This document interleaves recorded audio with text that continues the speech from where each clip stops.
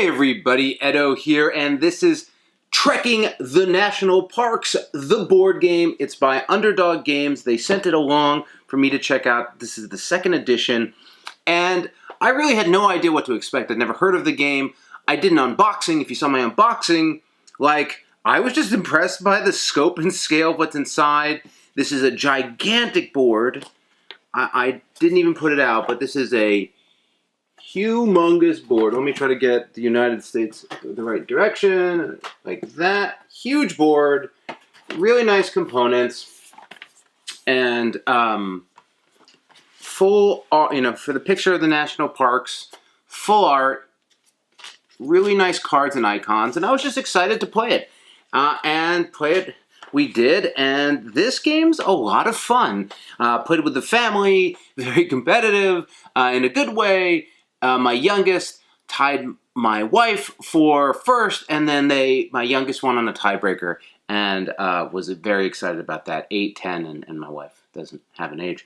And so, what is this game? Well, it looks a little like Ticket to Ride. It's reminiscent of Ticket to Ride, but it's different. You are trying to go to 3 of the 6 major national parks. They're set at the beginning of the game. They're destinations on the map. Everyone can go to them, and if you go to them and pay their cost, if you will, to forest cards, to mountain cards, you get to put a tent on it. If you put a tent on it, you get a victory point at the end of the game, as well as some special ability, whether it's a passive or an instant couple cards. Really nice mechanic there. Now, these cards have a suit and a number. The suit is for paying for national parks, and the number is how much you can move on the map, how many spots. There is a little bit of a trick here where this is not 2 paws. This is a paw when it comes to the national park, but 2 movement points. So that's a little confusing there, and they call it out in the rules, because clearly people have problems with that, but it works. And but you're going to be getting these cards much like you would in Ticket to Ride. They're going to be 5 face up. You're going to draw from the face up cards and replenish, or draw from the top, right? Very reminiscent there. The other thing that's going on is as you're moving around, there's 3 other smaller parks that are picked out on the board, and these are all destinations, and you just have to pay the cost, as I mentioned before. But in these, when you do pay it, you don't put a tent on it, you just take it, and then you refresh it. So there's hot spots across the board, and people are walking around. There are also these stones, which get laid out 1 per on every spot, and players who stop at locations collect them. And there's a end game goal to get player with the most yellow gets something, second place, most red gets something, second place, that kind of thing. It really works. It's nice, it's pleasant. I mean, this is family weight, play with your kids type of game. I don't think that this is like you're going to take. I mean, if you're really into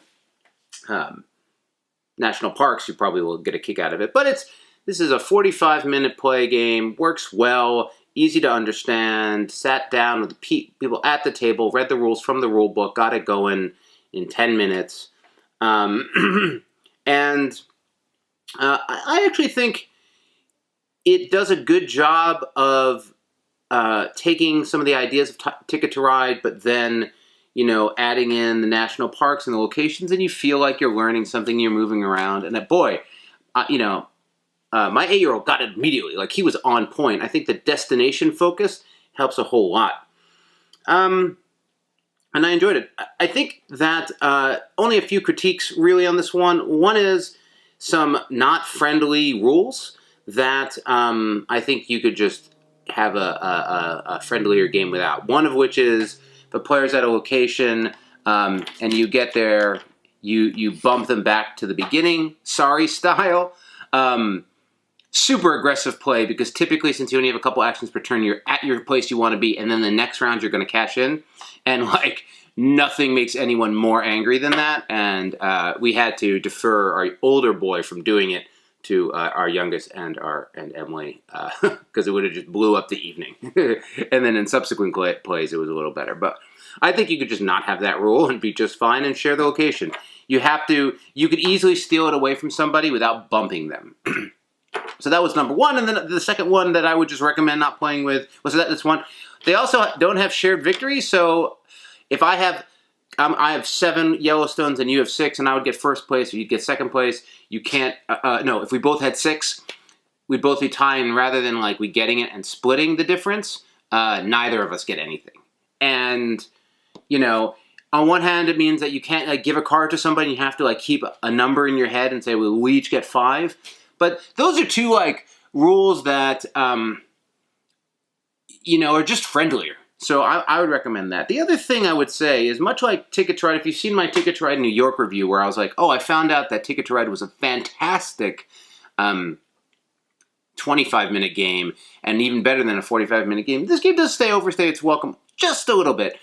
As you're working towards the end win conditions, which is either clearing all the stones or somebody getting 5 national parks, you know, with kids, right? Like with adults, you just zip through it, but with younger kids, you know, you got to be like, keep that last 10 minutes. You got to keep everyone focused. But then the game was nice and tight. Everyone went in different directions. You feel like you all are playing different styles and different approaches, but still are competitive. So it's got tons of good things going for them. It really is an excellent game that I recommend to anyone who's remotely interested in this or wants a variant on Ticket to Ride or any of the above. So this is Trekking the National Parks. Hey everybody, Edo here, and thanks for watching Gaming with Edo. Reviews over here on this playlist, League and Insider videos over here on this one. Subscribe, share, all that good stuff. But most importantly, play some great games. Thanks.